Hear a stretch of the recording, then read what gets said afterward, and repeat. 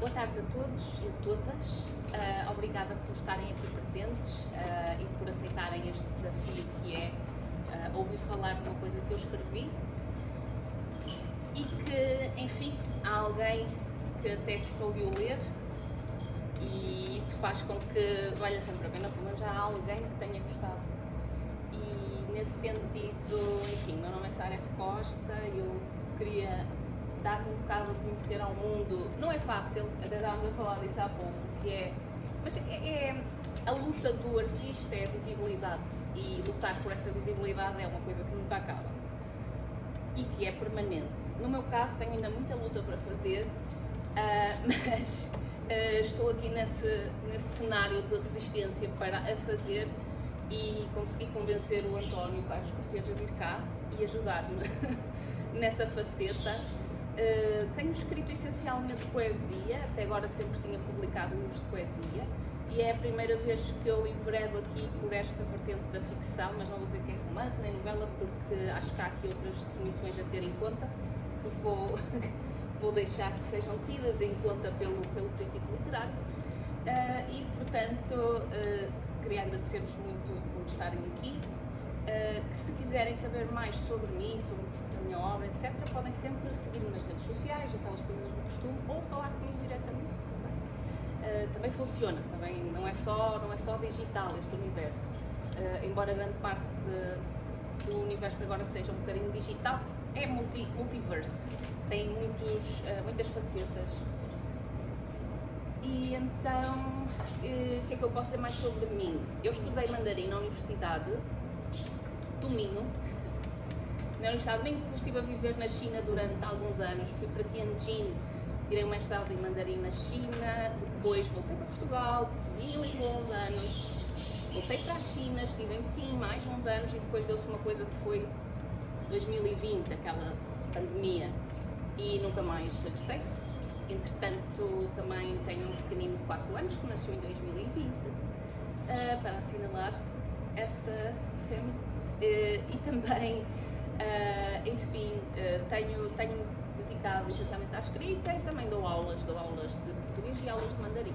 E agora estou a fazer um doutoramento, está ali a minha orientadora de doutoramento, em estudos portugueses, em que eu faço uma análise da poesia que Camilo Peçanha traduziu da dinastia Ming quando vivia em Macau e quando se predispôs a fazer essas traduções, ainda que o seu conhecimento de mandarim fosse limitado, e que me parece interessante para alguém como eu, que gosta de literatura, fala mandarim e escreve poesia, portanto acho que sim, acho que faz algum sentido explorar essa vertente. E é isso. Passo a palavra a quem de mérito a merece. De mérito, desde que seja separado. Bem, eu queria agradecer à Sara, dizer que a Sara teve, por um lado, sorte em marcar o lançamento deste seu livro para hoje, porque se tem sido há 5 dias eu não poderia estar aqui porque estava com uma conjuntivite brutal, portanto não me seria possível estar. Por outro lado, tem azar, porque exatamente a esta hora está a decorrer um outro lançamento ali na Protéria. Há sempre outros lançamentos a decorrer em simultâneo. E, portanto, acho que eu sei pelo menos de 5 pessoas que estariam neste lançamento, mas não podem estar, porque 2 delas, com outras 2 que as acompanham, tinham mesmo de estar no outro. Mas, em todo o caso, queria começar por dizer que,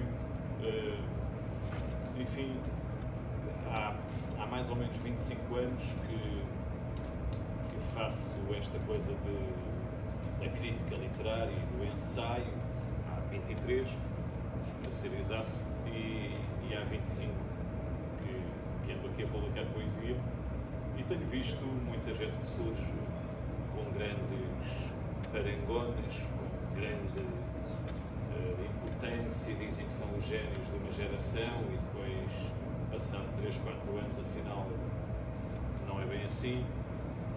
Queria dizer que a questão da chamada visibilidade À falta de melhor termo. sim, ou a questão do sucesso, são, a meu ver, inimigas da literatura e comprometem aquilo que é a única coisa que verdadeiramente importa, que é o escrever e o ler porque se está vivo e porque se tem uma inquietação. Eu não gosto de aconselhar, a Sara não precisa de conselhos, mas se me é permitido alvitrar, evita de futuro a palavra visibilidade, porque quem escreve não está na literatura para ter visibilidade e devemos desconfiar de quem tem muita visibilidade e quando nas redes sociais nos dizem sucesso também é mau conselheiro na literatura. Apenas no sentido de chegar às Acho pessoas. muito bem, acho que deve chegar às Se não pessoas, chega a ninguém. porque o que escreves tem qualidade e era isso que eu gostava de sublinhar primeiro. De facto, o livro da Sara não é o seu primeiro livro, a Sara tem publicado poesia e é uma autora, de facto, com um universo de linguagem que eu julgo que é de facto curioso, é original. E o que eu disser sobre este livro é no sentido, que já disse à Sara, um bocadinho, no sentido de ela poder vir a publicar, e eu estou disponível para ajudar, poder vir a publicar noutras chancelas que sim deem a conhecer os teus livros a um número maior de leitores. É isso que importa. Ora, eu gostava de ler uma pequena passagem de um ensaísta, também ele poeta, relativamente pouco conhecido, o M.S. Lourenço, que num livro de ensaios intitulado Os Degraus do Parnaso, diz o seguinte: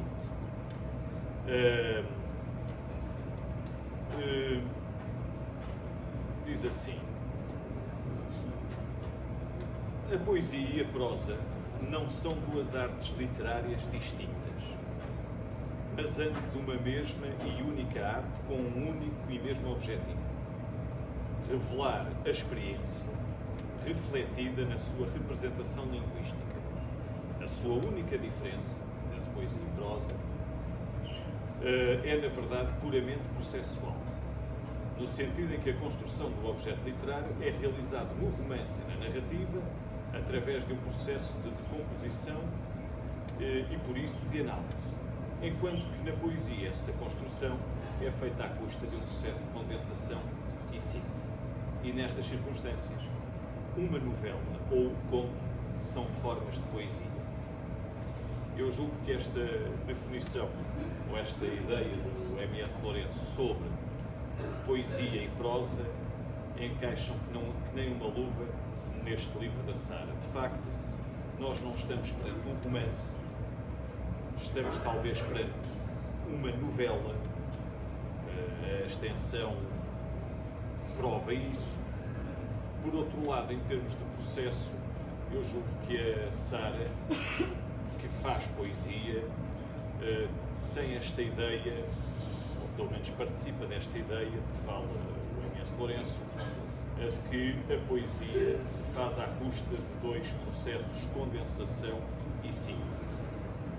Ora, este livro, Cidade Cinza, tem como processo de escrita, como elaboração de escrita, a condensação e a síntese.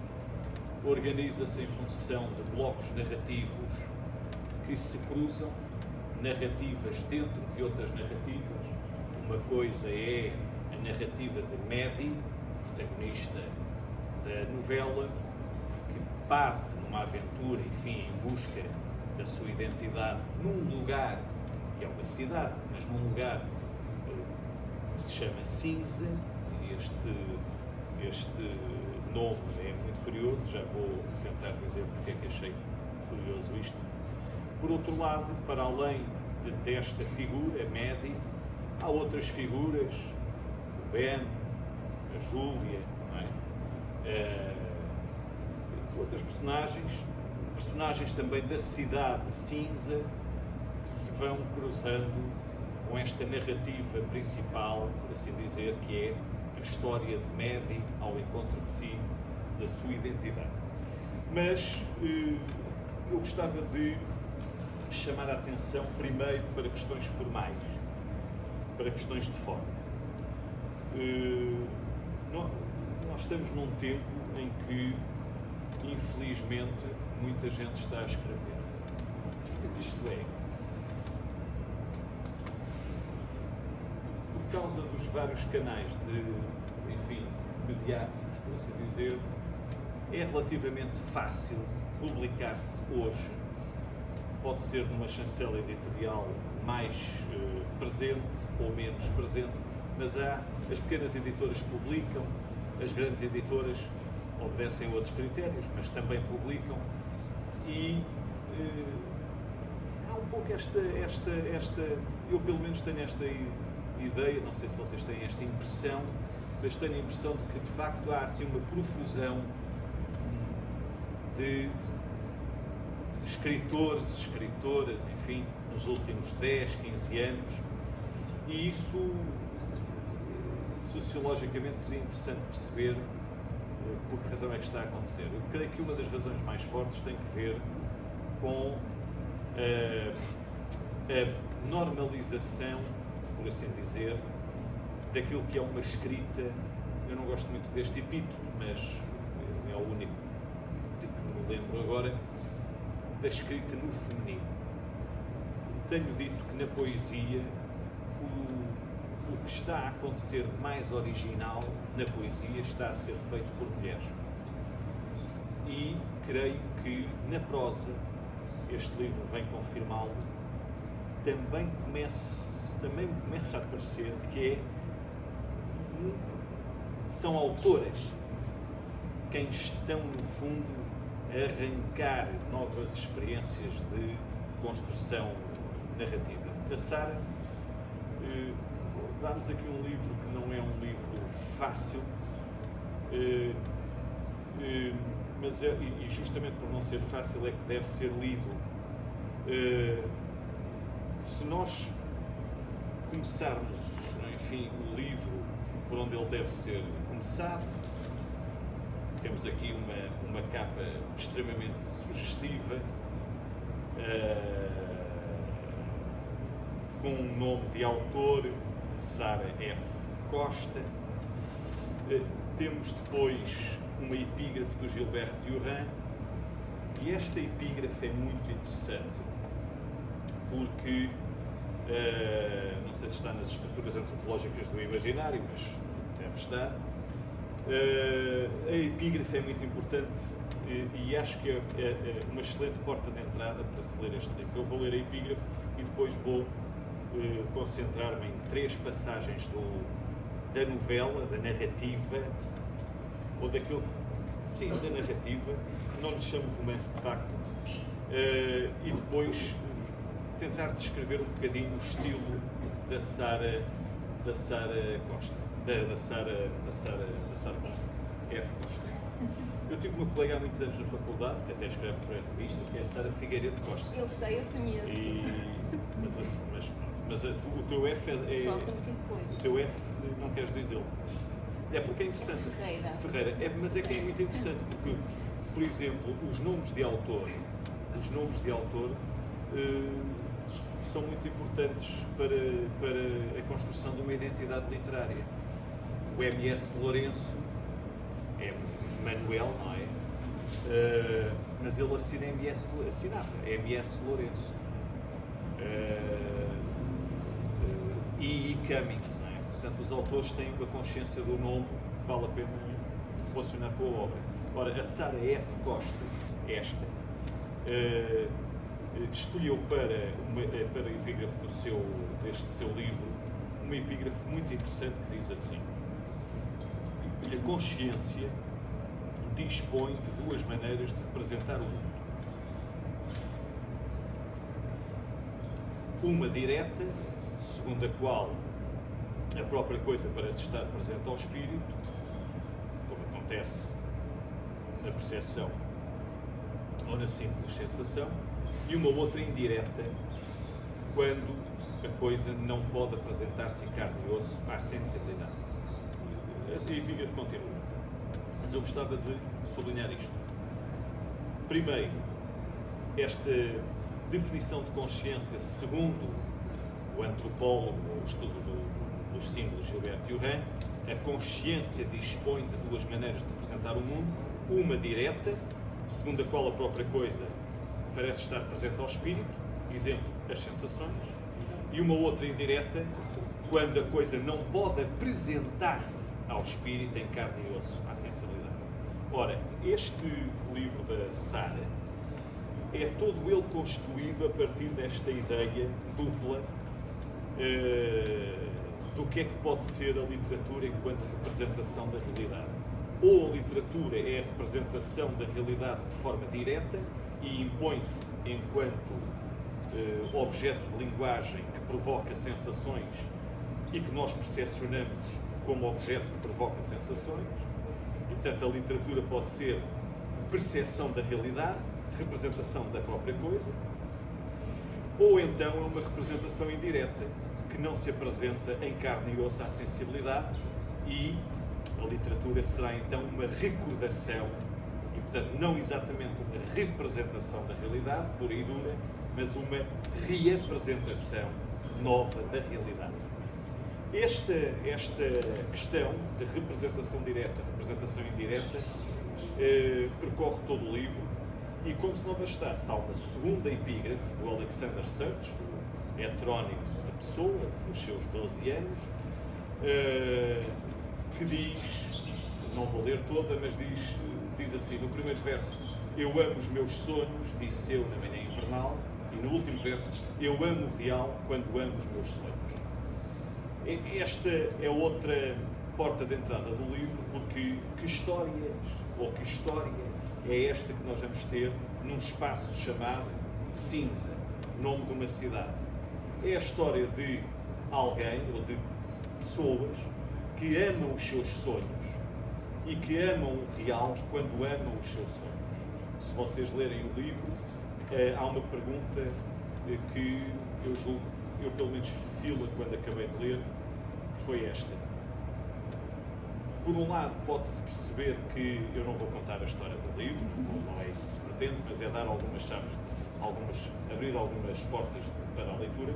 Por um lado, eu posso pensar no final da narrativa que a história de Mehdi, em busca da sua identidade e das suas origens, é tão só uma história, enfim, como tantas outras, do chamado romance de personagem, em que a personagem está à procura de si ao longo de uma narrativa, muito bem, o chamado romance de formação, ou então, no final desta história, eu posso perguntar-me qual é a verdadeira personagem da história. É a Mehdi, é o Benny, a Júlia, e eu julgo que a grande personagem da história não é nenhuma destas figuras. A personagem da história fundamental é a linguagem. Isto é, a Sara apostou numa novela que fala de uma cidade cinza, espaço, por um lado, onírico, uma cidade a oriente, percebes, enfim, a experiência, a tua experiência na Ásia, muito bem, na China, em Pequim, percebe-se isso. Podemos pensar que cinza é uma alegoria de Pequim, está certo, porque toda a cidade é descrita com cores de facto ominosas, não é? As pessoas ali são uma espécie estão robotizadas, obedecem a um ritmo de vida que não é um ritmo natural. Por outro lado, há uma espécie de irrealidade real permanente.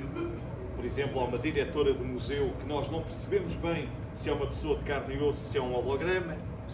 Por outro lado, também não percebemos bem se aquilo que acontece, por exemplo, ao Ben e à Júlia, quando tomam uma determinada bebida vermelha, se eles são conduzidos para uma realidade paralela, e se essa realidade paralela não é de facto a única realidade que constitui uma realidade chamada cinza. Bom, e portanto, no final desta narrativa, nós ficamos, de facto, eu pelo menos fico com esta ideia de que o que importa para fruir este livro não é apenas a história de Maddie ou a história das outras personagens que se vão cruzando com Maddie, a história verdadeiramente que importa ver, mas isto por defeito de formação, está ali a tua orientadora de doutoramento, se calhar sofre do mesmo defeito que eu, é que entre forma e conteúdo, a tese, pelo menos para mim, é sempre esta. A forma é o conteúdo. E, portanto, a Sara faz aqui um livro que é um tratado, por assim dizer, sobre experiência formal da narrativa.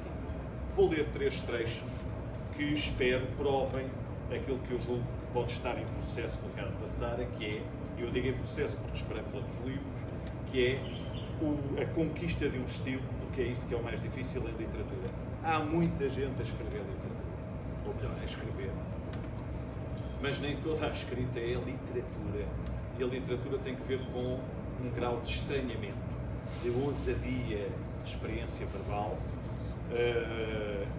epígonos de epígonos há muitos, mas seja na tua poesia que conheço, seja agora nesta narrativa, o que eu desejo é que algo que está aqui, que é uma experiência de corte e de montagem narrativa, em que tu cruzas planos, o real, o sonho, a descrição e a alusão, convite que elimines os discursos diretos e os incorpores na narrativa, assim em jeito de fluxo interior das personagens. Mas é uma ideia que tínhamos de falar. Mas vou ler então 3 trechos para percebermos aquilo que me parece ser, de facto, um estilo Sara F. Costa de escrever e que me lembrou em algumas ocasiões um poeta que eu julgo que a Sara conhece, conhece de certeza, e com quem ela tem algumas curiosas afinidades. O poeta português José Gomes Ferreira. Explicarei porquê. Então, numa primeiro trecho, na página 22, bom, é muito interessante, por exemplo, como é que as primeiras frases nos livros são sempre muito importantes, não é? São marcantes, não é? É por aí, o livro é um soco no estômago, pode ser logo na primeira frase.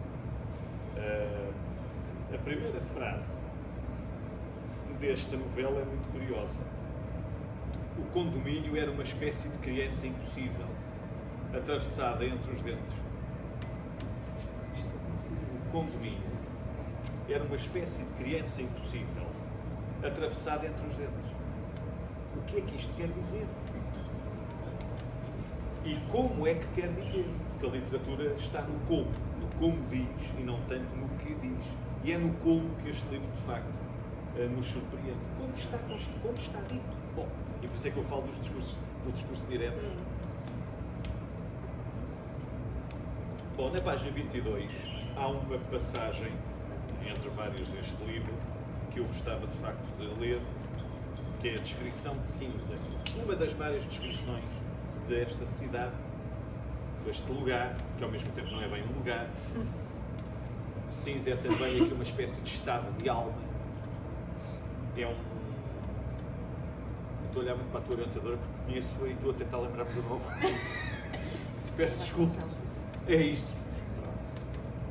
Estou assim, estou a falar ao mesmo... Eu sei. Estou a falar aqui ao mesmo tempo e portanto, Cinza é, por um lado, o nome de uma cidade, mas se nós olharmos para o título, Cidade Cinza, por um lado, a Sara não fez isso inteligentemente, não pôs um hífen, porque senão seria um justaposto, e então seria apenas um nome. Assim, o cinza tanto pode ser nome de cidade como pode ser o adjetivo que qualifica aquele espaço urbano. A cidade, que é uma cidade de cinza, onde tudo de facto é maquinal, artificial, irreal até certo ponto. Vai sair em breve um livro intitulado lisboacafebar.com, da minha amiga e poeta Graça Tavares. E também é curioso porque eu não sei se este livro sai da experiência, o livro da Sara, sai da experiência da pandemia, mas eu acho que sim, que tem alguma coisa a ver, e a pandemia ensinou-nos, se é que nos ensinou alguma coisa, parece-me, olhando para a política de hoje acho que não, mas a pandemia na criação literária tem dado, no pós-pandemia, alguns livros surgiram que são de facto reflexões sobre algo que é hoje muito evidente. Há uma robotização das relações humanas, há uma maquinação, por um lado, no sentido do cálculo das relações humanas, e há uma artificialização do humano. A Sara faz uma descrição desta cidade cinza que eu julgo que é de facto muito poeticamente, linguisticamente, poeticamente original. Diz assim, é um dos trechos: a cidade estava envolvida em fumo, na página 23, a cidade estava envolvida em fumo e da janela eles não conseguiam avistar qualquer carro, bicicleta ou rickshaw. É assim. Enquanto o autocarro atravessava lentamente a grande massa cinzenta, conseguiram distinguir alguns edifícios gigantescos que se fundiam com o horizonte. O Ben sentia-se confuso. Quando chegaram, quis-lhe parecer que avistara daquele local algumas montanhas. Contudo, nessa manhã nada era perceptível para além dos edifícios. Uma vez chegados ao museu, foram recebidos por um jovem que lhes disse que o seguissem. Depois a coisa continua. Há um dado muito curioso, é que as descrições desta cidade cinza, que é também um estado de alma, um estado de ser e de estar,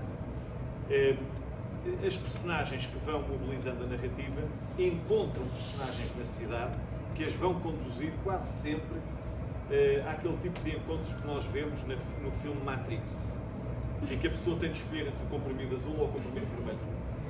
O Ben e a Júlia vão beber uma bebida vermelha que os vai transportar para um estado alucinante e alucinado, não é? Portanto, há aqui um lado de ficção, não direi científica, mas de ficção distópica no livro, que é também muito bem conseguido. Gostava ainda de ler então 2 trechos e depois terminar. Tem que ver com algo muito curioso no estilo que Sara F. gosta de escrever. Por exemplo, há um momento em que é preciso, nesta cidade, é preciso haver... O Ben e a Júlia têm de comunicar, não é? Precisa-se de telemóveis, eles precisam ter um telemóvel. O telemóvel que vão ter é uma espécie de bola de cristal, parece que é uma grande pequena sátira a este objeto tenebroso, sem o qual já nós não passamos, mas vamos ver como é que, por exemplo, esta bola telemóvel, como é dita aqui pelo narrador, funciona. Portanto, sem saber o que fazer, Ben pegou na bola telemóvel e o homem escreveu-lhe um número numa calculadora. Como não era muito caro, decidiram levar aquela bola. Ao caminharem pela rua que ia dar à avenida principal, tiveram a sensação de não saber exatamente se tinham resolvido o seu problema ou se tinham sequer qualquer problema. Curioso isto, muitas vezes nós estamos a ler esta história e o narrador intervém não para dar segurança ao leitor quanto àquilo que está a ser dito, mas para dizer, bem, se calhar aquilo que eu disse na frase anterior não é exatamente aquilo que está dito. A personagem que está a sentir isto, se calhar a seguir não é exatamente isso que está a sentir. Portanto, há assim uma espécie de jogo de sombras, de livro feito de ocultações, feito de afirmações e desmentidos, que é também muito interessante. Portanto, um narrador implicado na história, que participa na história não como personagem, mas como um narrador dito implicado e que, omnisciente, omnipresente, ajuda o leitor ou desajuda. Talvez até nem ajuda assim. Ora, esperavam que a bola servisse para alguma coisa. Ben fazia figas para que a bola fosse efetivamente um telemóvel. Isto efetivamente é muito interessante. Portanto, provavelmente até nem é um telemóvel. Caminharam durante mais 20 minutos em direção à Avenida Larga, estavam exaustos, um vendedor de rua aproximou-se bruscamente na tentativa de lhes impingir um desses refrigerantes de lata vermelha, cuja publicidade holográfica fazia questão de exibir. Um dado mais, não sei se viram aqui, com certeza, está ali o meu amigo José Manuel Barroso, que é jornalista e homem de cultura, lembrar-se-á disso, os outros também mais velhos, lembram-se daquele filme de 1980, 79, Harrison Ford, Blade Runner. Blade Runner. Eu pensei constantemente no Blade Runner quando estava a ler o livro da Sara. Porque... E ela não me disse se esse filme é um dos filmes da sua vida, também não me disse se escreveu o livro na ressaca de ter visto pela 10ª vez esse filme, mas se for, é de facto um bom subtexto, porque o Blade Runner está aqui. O 1 e o 2 estão aqui. Bom, compraram 2 latas e sentaram-se numa beira larga da Praça Central, detiveram-se durante alguns minutos a apreciar o prédio gigante com braços e mãos. A realidade urbana de Sinza é feita de... Parece que o narrador muitas vezes descreve a cidade dita Sinza como se fosse um corpo humano, como se fosse um organismo vivo. Uma espécie de pintura arcimboldiana, século XXII ou século XXV. Os prédios movem-se, não é? Se bem me lembro, as árvores são poemas, não é? Há de facto um ambiente, não direi surrealista, mas surrealizante, futurista, deceptivo, científico, muito interessante neste livro. Vamos ver o que é que acontece quando eles bebem este refrigerante vermelho. O refrigerante sabia a chá de camomila muito doce. Não perceberam qual o apelo daquela bebida. Sabiam que todos os problemas de adaptação, os choques culturais e os problemas de comunicação se iriam prolongar, provavelmente até ao fim das suas vidas naquele sítio. Conseguiam antecipar o cansaço e a frustração de viver numa realidade sempre nova e em constante mutação. É isto que Sinza é. Realidade sempre nova e em constante mutação. Portanto, este livro é uma grande alegoria ao nosso próprio tempo. Porque se é certo que nós estamos aqui sentados e não vão aparecer realidades holográficas aqui, a verdade é que nós estamos num tempo, o Byung-Chul Han tem escrito sobre isso, enquanto a mim um dos que lê melhor a realidade em que nós estamos, não é? O Byung-Chul Han, em 2 livros sobretudo, na Sociedade do Cansaço, mas num outro livro intitulado A Expulsão do Outro, fala já disso. De facto, nós estamos num tempo em que a questão da identidade do humano extravasa para a literatura e para as artes como uma realidade irreal. O ser humano está numa daquelas encruzilhadas em que das duas uma, ou fará tábua rasa de todo o passado e nós teremos de facto uma nova humanidade, uma pós-humanidade, que é, nas relações humanas, artificial, holográfica, irreal, até certo ponto mecânica e maquinal, com tudo o que isso tem de mal e em alguns aspectos de bom, ou então não se faz tábua rasa do passado e algumas coisas continuarão, enfim, terão o seu lastro neste século XXI, que está a ser, que já é, na minha opinião, de uma desumanização óbvia. É justamente a desumanização dos temas que atravessa este livro, e o que acontece quando eles bebem esta bebida vermelha é isto. Eu vou ler até aqui porque vale bem a pena. Conseguiam antecipar o cansaço e a frustração de viver numa realidade sempre nova e em constante mutação. Contudo, naquele momento aperceberam-se também de que nunca se iriam entediar. Bastava acordar e tentar viver o dia-a-dia para se depararem com obstáculos. E esses obstáculos podiam vir a revelar-se decisivos ao facultarem um propósito extra para existir. Um outro tema neste livro, muito bem conseguido, é a questão do tédio. Cinza é o espaço da mudança permanente da realidade e, não obstante, quem vive naquela cidade, robotizado, mecanizado, é como que levado a pensar que não há tédio. É muito curioso. Há uma outra série televisiva, eu não sou um grande... Eu não tenho televisão sequer, mas sei destas coisas porque sou informado. Mas há uma outra série televisiva que perpassa aqui, que eu não sei se já viram, que é uma série de vários episódios, The Black Mirror. Não sei se és adepta dessa, mas tem coisas da série Black Mirror aqui. É muito curioso. Se não conhecem, conheçam, porque vale bem a pena. Estou-me a lembrar de um dos episódios que é passado justamente numa cidade onde o casal de namorados quer fugir dali porque tudo se repete, com a impressão de que há sempre uma novidade, mas tudo é repetição. Eles vão contra o Matrix, vão contra a máquina. The Black Mirror, vale bem a pena. Ora, ao facultarem o propósito extra para existir, voltaram para a entrada da baixa da cidade, para procurar o rickshaw, mas a entrada estava a abarrotar de táxis, autocarros, motas, bicicletas, cavalos e rickshaws. Ben experimentou abanar a sua bola à beira da estrada, portanto é um telemóvel que é uma bola de cristal, que é um objeto mágico, não é? Seria assim que se chamava um táxi com o telemóvel. Como isso não produzia qualquer efeito, Júlia sacou-lhe a bola na mão, pôs-se a mexer à toa no ecrã redondo, não sabendo muito bem como, descarregou um aplicativo de telemóvel que lhe pediu que inserisse um número de passaporte, sem nada a perder, assim o fez. Um barulho alegre indicava que tinha instalado a aplicação com sucesso, servia para enviar mensagens, abanou a bola e pediu para falar com o condutor do Museu Nacional.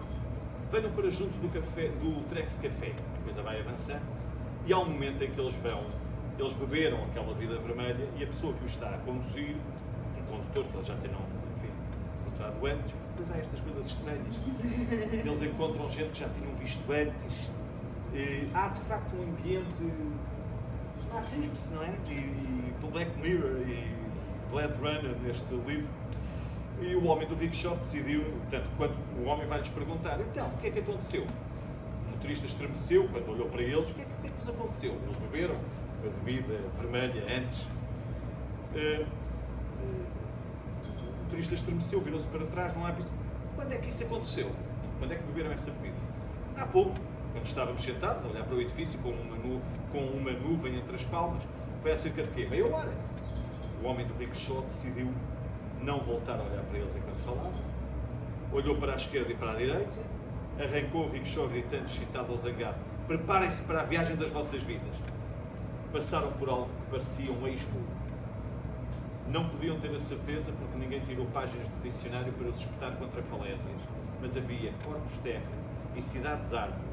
Só que aqui ninguém quer meta-narrativa enfiada numa gôndola de vidro. Isto é muito bem feito. Fácil de ver e possível de tocar.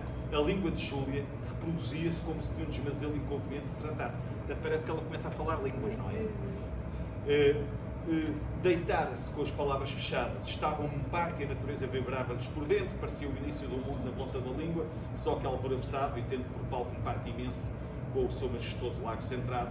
Dedos desgotados escorriam focados com a língua de fora. A respiração era dotada de um timbre de bronze. Por isso é que eu falei no José Gomes Ferreira. Há aqui uma espécie de animização do objeto, abstratização do concreto, objetivação do abstrato. É de facto um belíssimo momento belíssimo momento de prosa, de estilo neste livro. Júlia tinha um texto a destilar com palavras instantâneas. Mesas de pedra antigas adormeciam-se por baixo das pessoas. Uma bruma despida aguardava os bolos de porcelana. Ben levantava-se repetidamente e António, esse movimento contínuo, lembrou-se de todas as vezes em que tentou ser melhor. Bem, e a coisa continua. Para fechar, gostava de dizer que o livro termina, não vou dizer exatamente como termina, mas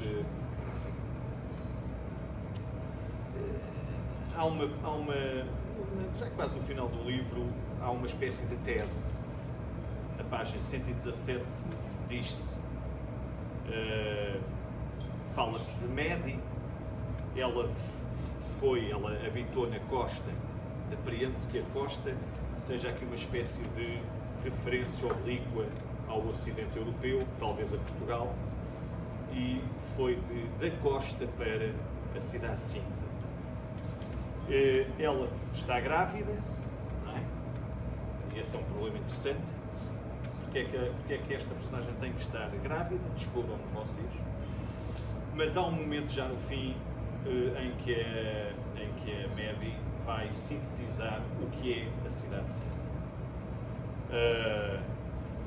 Esta cidade transforma as pessoas, dizia Ashley, a mulher que Medi conhecera no templo. O templo é um espaço na cidade cinza muito transformador, lugar onde há poesia. E a poesia aqui também é um lado interessante, mas isso se calhar eu deixo para a Sara. O que é isso da poesia da cidade cinza? Por isso é que há poemas selvagens que precisam de ser apanhados por pessoas como eu. Estou aqui para te proteger, diz esta entidade, Ashley, a tal Medi. E depois diz-se assim: Medi sabia que aquele sítio, o templo, pertencia aos poetas e aceitava o facto de se sentir um peixe fora de água. Ashley, apesar dos comentários que soavam a naufrágio, parecia uma primavera a se provar a existência de Medi. Medi adorava a primavera, mas ela durava apenas algumas semanas em cinza. Por isso, pensou que o facto de Ashley estar sempre por perto, uma espécie de anjo protetor, não é? Mas também, lá está, não sabemos se é real, se é um sonho, se é... o que é? Equivalia à sensação de acréscimo de temperatura amena e das cerejeiras em flor. Aqui não é que dúvidas. Bom, enfim, para resumir,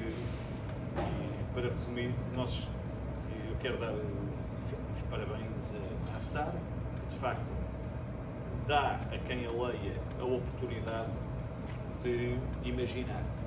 E esse é o grande trunfo da literatura num tempo como o nosso, tão pobre de imaginação. É um livro, de facto, com grande poder de construção narrativo e, ao mesmo tempo, com reflexões sobre o que é isso do real e da realidade, da identidade, dos corpos, o amor, entre outras questões, mas para mim, volto ao início, é na forma, na construção de imagens poéticas muito fortes, muitas vezes misturadas com uma narrativa mais linear, tanto quanto possível, porque o livro não é de facto linear, é uma novela, vamos dizer assim, distópica sobre a existência humana, a existência semi-real e semi-digital, onde todas estas personagens, incluindo a personagem linguagem, vão sendo trabalhadas. E, portanto, espero que o próximo livro tenha a distribuição justa e eficaz, e depois nós falamos. Obrigada.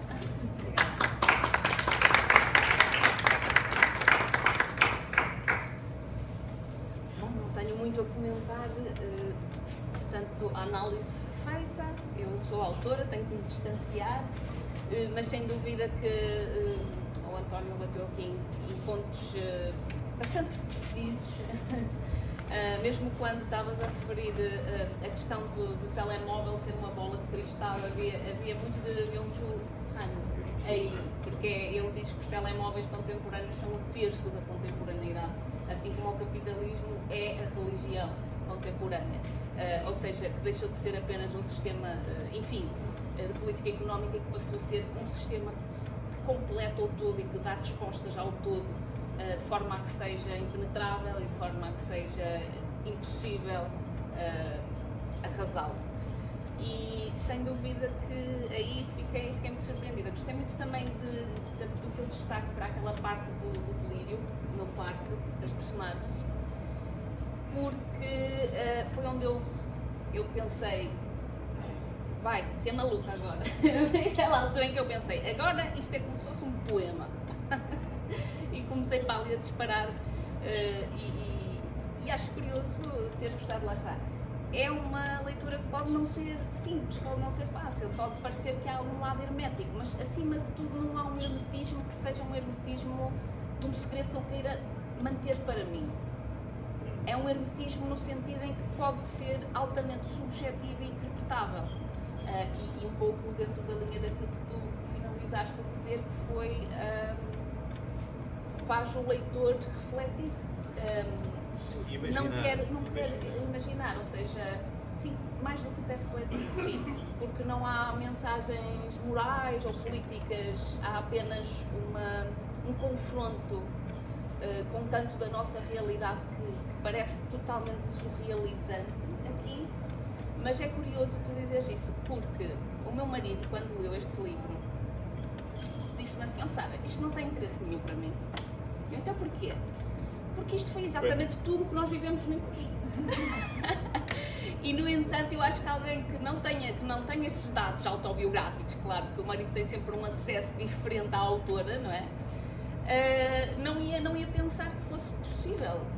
Mas no fundo é uma interpretação daquilo que eu vi e vivi em Pequim de uma forma muito, muito interna, de uma forma, são paisagens interiores de uma coisa que estava à minha volta e que era externa. E é interessante também a questão da personagem principal ser a linguagem. Eu tenho muito isso, mesmo com a poesia, vou sempre aí tocar à palavra, ao Ramos Rosa, aquela essência da palavra enquanto mensagem, enquanto o meio ser a mensagem neste caso. E portanto acho isso que é o foi Marshall McLuhan. Acho que Marshall McLuhan, sim.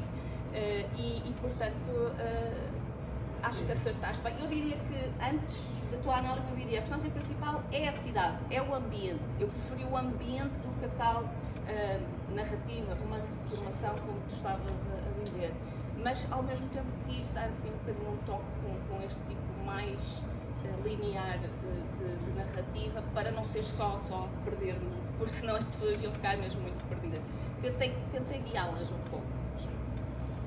E o que eu desejo é que não é sucesso. Nem visibilidade. Nem exatamente visibilidade. O que eu desejo é que tenhas leitores. Sim, mas é isso que eu Os quero. leitores, e que haja uma boa traficância deste livro. Temos aqui, não sei, 15, 20 leitores que pegam no livro e dizem, aconselham a outros 20 e a coisa vai se multiplicando.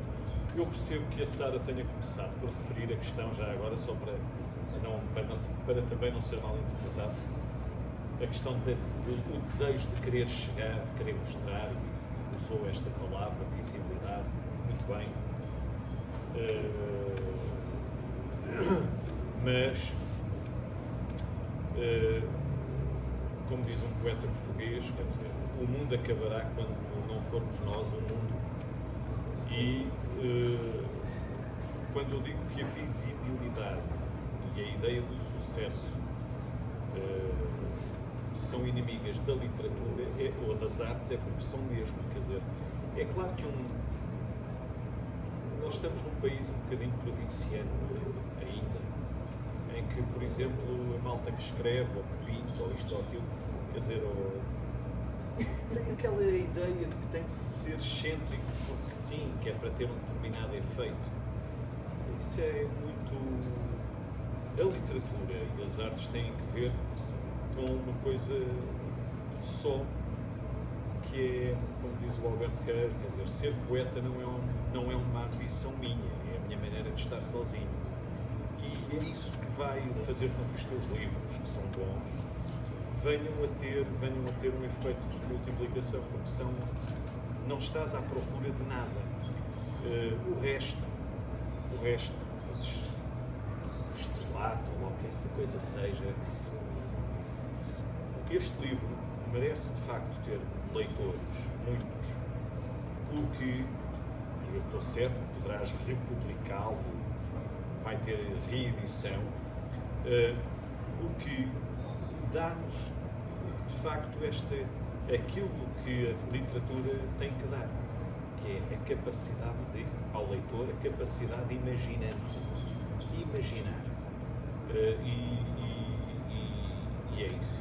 Portanto, nada, o resto, logo outro lado, quer dizer, lá está, não ia por aí de forma alguma, apenas.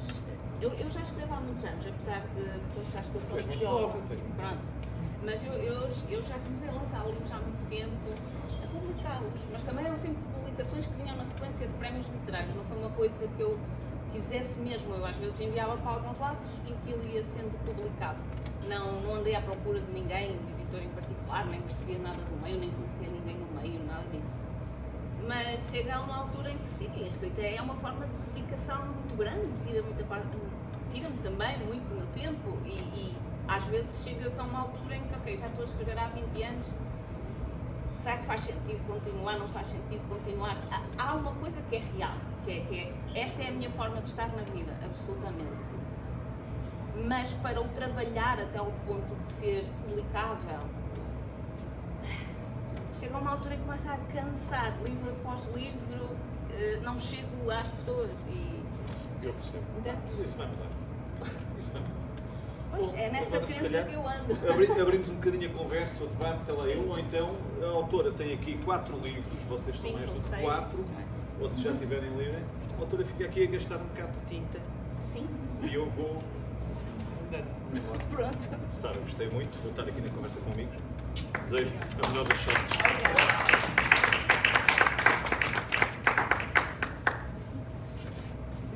De nada.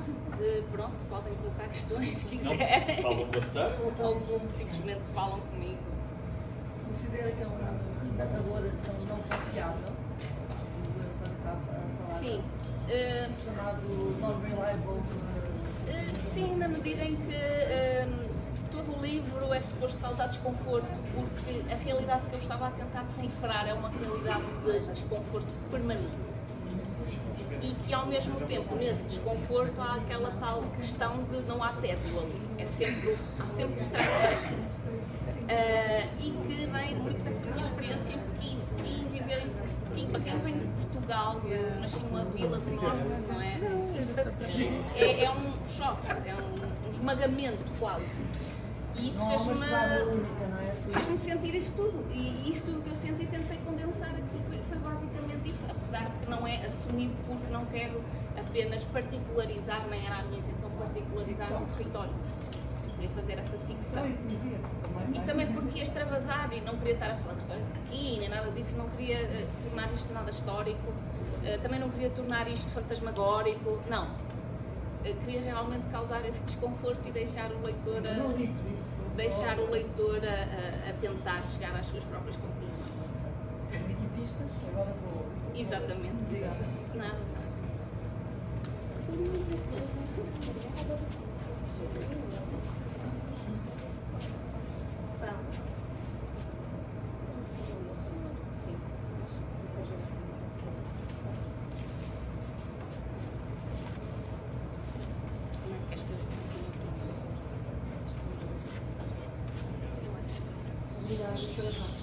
Obrigada, até a próxima.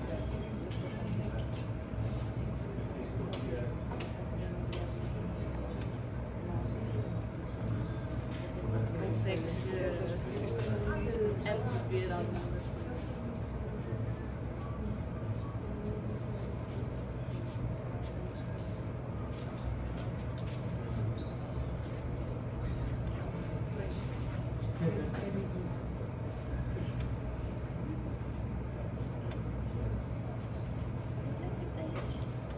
Olha, depois eu e o Helder combinamos jantar, se quiser. Não tens.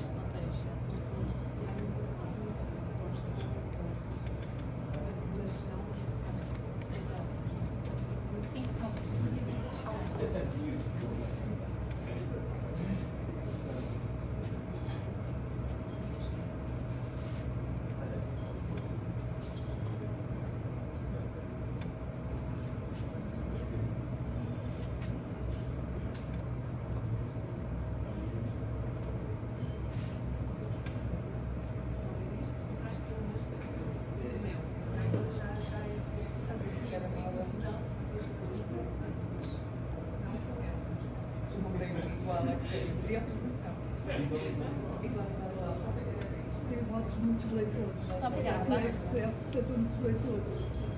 Tem que ser. Tem que se aspirar a isso. Obrigada, Sara.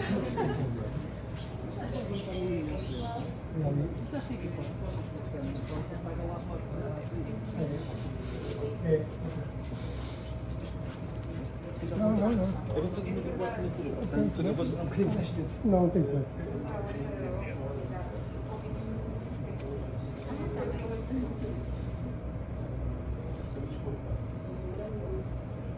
O norte polaco. Exatamente.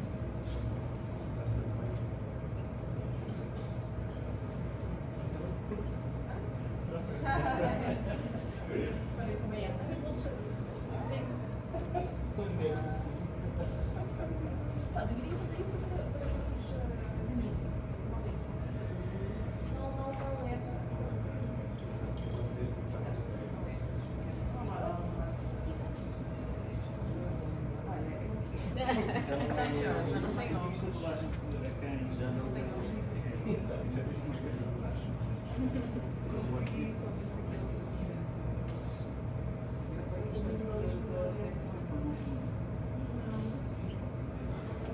não, mas pelo menos demoraste. Eu já tinha discussão quando a gente já estava normal. Eu tive que eu bloqueei durante horas desta conversa porque estamos Pois. eu não tenho para onde fugir. Isso era exatamente. Não era. Não ser feito. Pelo menos percebe o que vai acontecer. Que não tem óculos. Infelizmente estavam a poder assistir.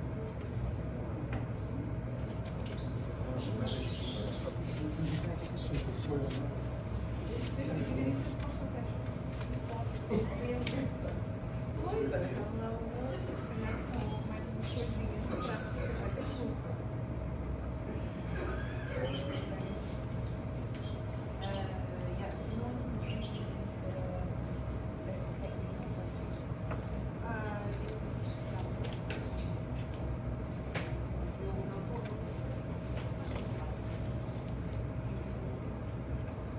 Obrigada.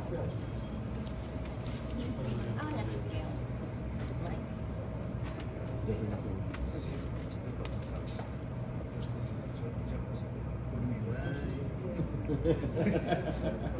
Exato. Papel fotografado, por isso eu faço nada. Exato. Ainda por cima, isto também está sendo pequeno, isto aqui não é Muito bem pensado.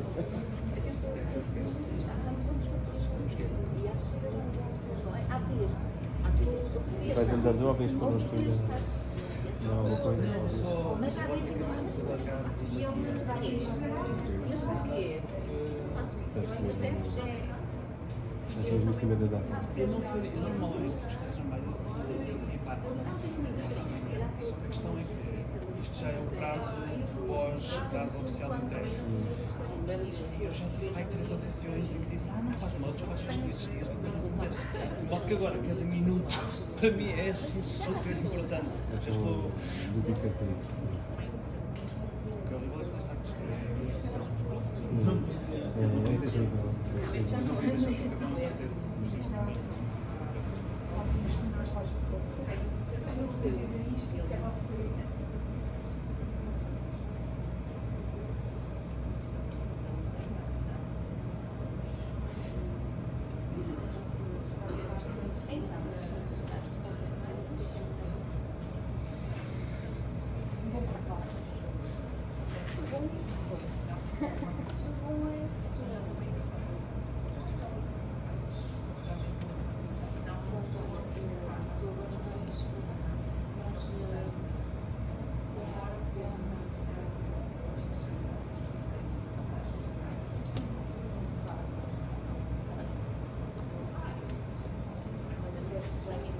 Ok.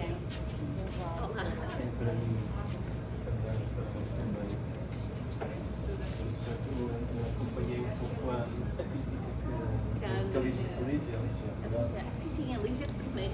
Exato, eu ainda que eles estavam em casa com ela. Então ela ficou lá, li umas coisas em voz alta. E eu já sei mais ou menos o que é. Depois foi para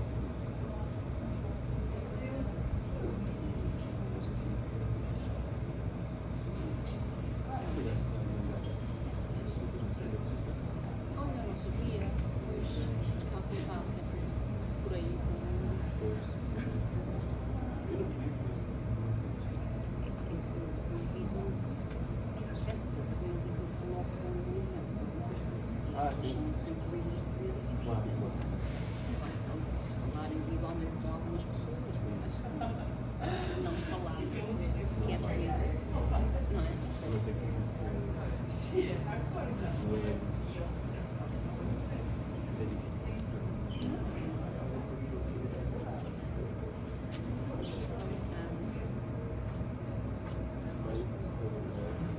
só farei mais. Mas é isso. Mais vale a qualidade do que a quantidade, se também é certo. Foi o que fiz. Eu sou aquela pessoa que às vezes toca também instrumentos nesta área. Eu crio a casa, ponho os foguetes e celebro.